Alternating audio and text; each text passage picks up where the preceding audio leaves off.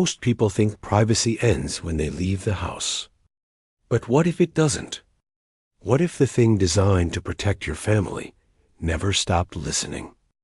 This story began with a routine support ticket. A homeowner named Daniel reported something unusual about his video doorbell. Nothing traumatic. No mysterious figures. No strange noises. No hackers demanding money. Just a simple concern. He claimed the device was recording audio, even when the microphone was disabled. Customer support dismissed it immediately. The log showed the microphone had been turned off. The privacy setting was enabled. Everything appeared normal, case closed, or so they thought. 3 weeks later, Daniel disappeared. No signs of forced entry. No signs of violence. His car remained parked in the driveway. His phone sat charging beside his bed. The front door was locked from the inside. It was as if he had simply ceased to exist. When investigators entered the house, they found something odd. Every smart device had been unplugged, the television, the router, the smart speakers. Even the refrigerator's Wi-Fi module had been disconnected. Every device except one. The doorbell. The doorbell was still powered, still connected, still transmitting. At first, nobody considered it important. Until a technician reviewing the logs noticed something impossible. Audio packets, thousands of them, uploaded every single day. The problem was that Daniel had disabled audio recording months earlier. According to the system records, the microphone should have been inactive. Yet data continued flowing from the device, every day, every hour, every minute. The company launched an internal investigation.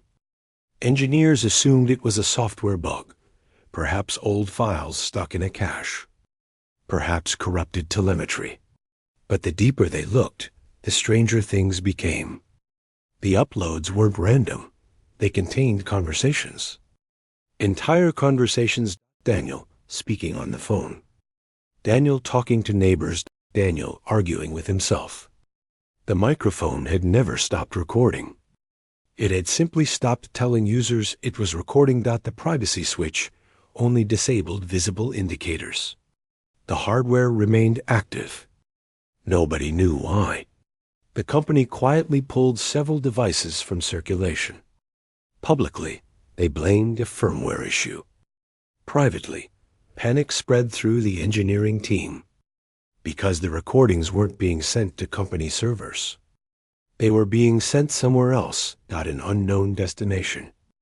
A server that didn't exist in official documentation. The packets were encrypted.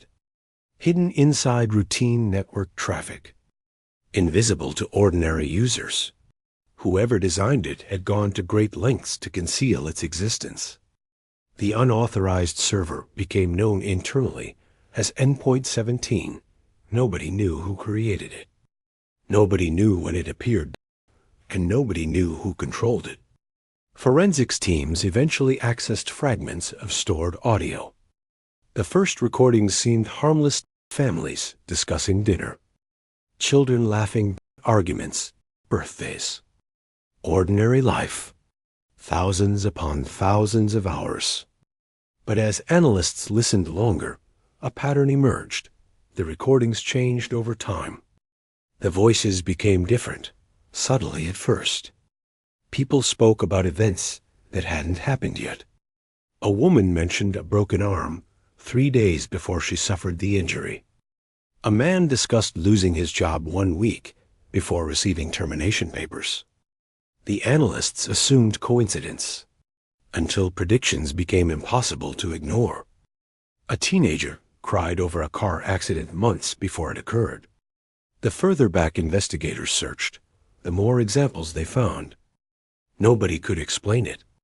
The doorbells appeared to be capturing conversations before they happened. Then they found Daniel's files. Over 600 hours of recordings. Most were ordinary.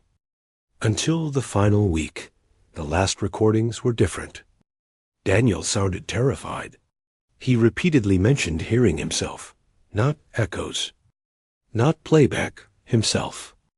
A second version of himself, speaking through the doorbell speaker at random hours of the night.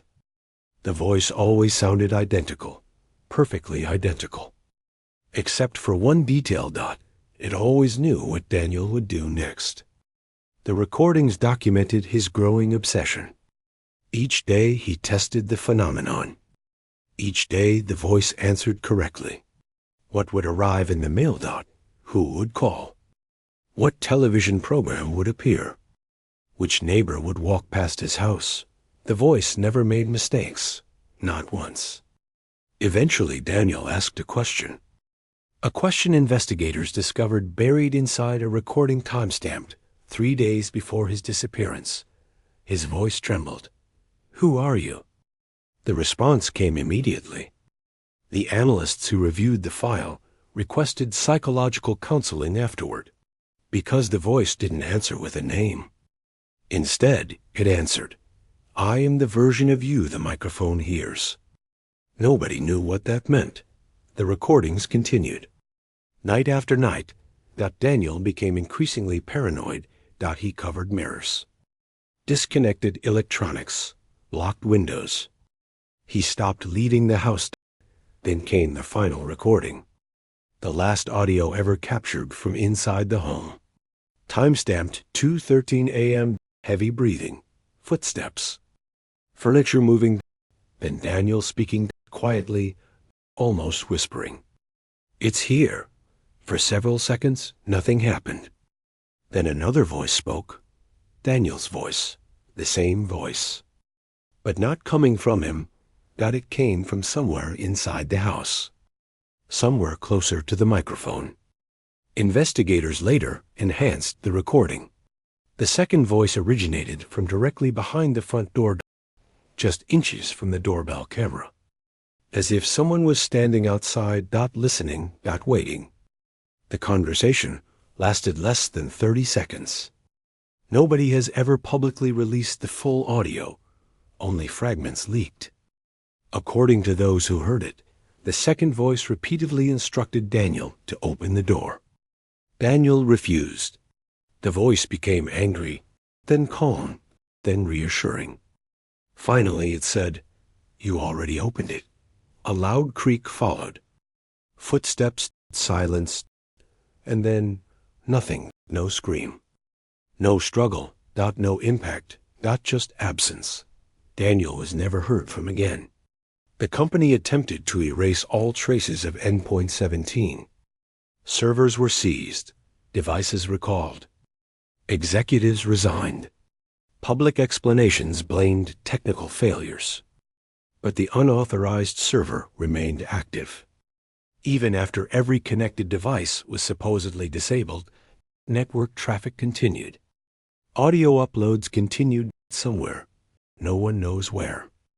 Several years later, independent cybersecurity researchers uncovered something disturbing. Modern doorbell models still generated unexplained encrypted packets. Tiny transmissions. Almost impossible to detect. Sent at irregular intervals. Always toward changing destinations. Always disappearing before investigators could trace them. And sometimes, the packets contained audio. Audio captured while microphones were supposedly disabled. Today, if you own a smart doorbell, you can open the settings menu. You can disable the camera, disable notifications, disable audio recording. You can even activate privacy mode. The icon will change. The microphone symbol will disappear. The application will assure you that recording is stopped. And perhaps it has. Perhaps everything is functioning exactly as intended, or perhaps somewhere on a server nobody can locate. A copy of your voice is still arriving every night, listening, learning, predicting, waiting. And if you ever hear your own voice speaking through a disconnected speaker, do not answer. Because according to the final recovered log from Endpoint 17, the microphone doesn't record everyone. Only the people it has already heard disappear.